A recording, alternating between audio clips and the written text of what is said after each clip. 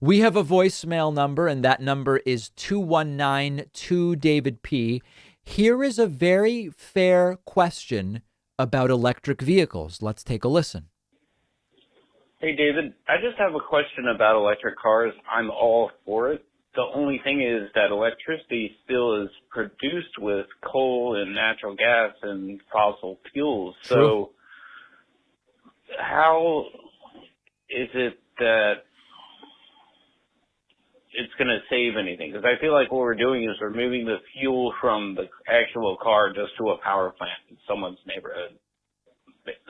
Hopefully there's a better answer. There is. So here's the deal. First of all, it is not true that all electricity comes from fossil fuels, but most electricity still does come from fossil fuels, although it is diminishing in the United States. I've spoken to energy activists and technologists about this exact issue.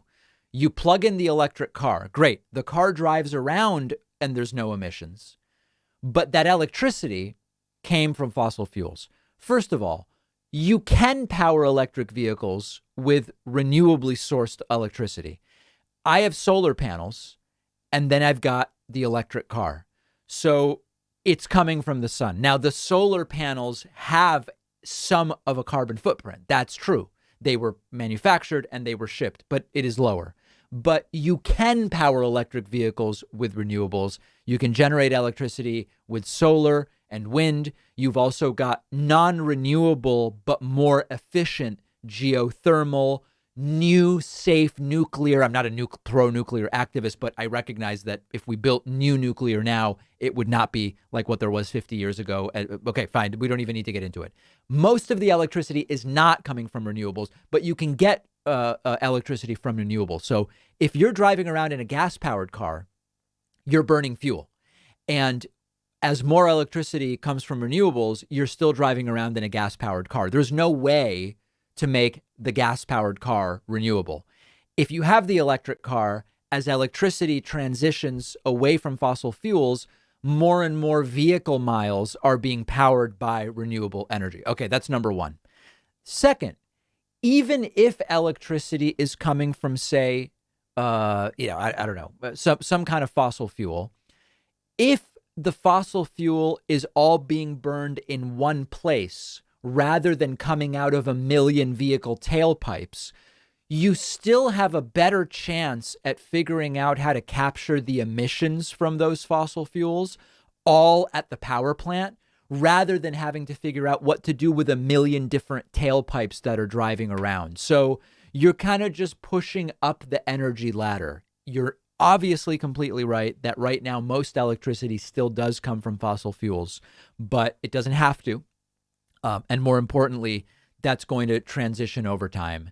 That's the answer. You know, we've interviewed energy experts on this, and I've spoken to them personally, and that's essentially the way it works. And the transition that we need to keep pushing is for more and more electricity.